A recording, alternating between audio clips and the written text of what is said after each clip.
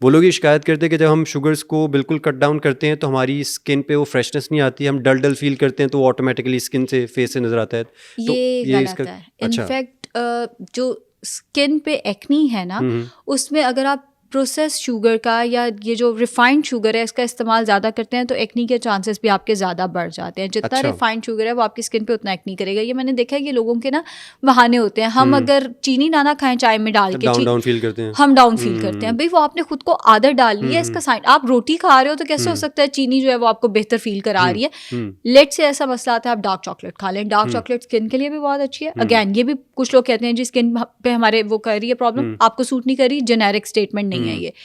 आप dark chocolate का इस्तेमाल शुरू कर दें, आप खजूरों का इस्तेमाल शुरू कर दें। प्लीज़ चीनी कोई सवाब का काम नहीं है, जो आपके मील्स के अंदर होनी ही होनी चाहिए। और अगर आप नहीं खाएंगे तो आपकी स्किन का मसला होगा, आपकी शुगर लो हो जाएगी, आप डाउन फील करेंगे, आपका मूड खराब होगा।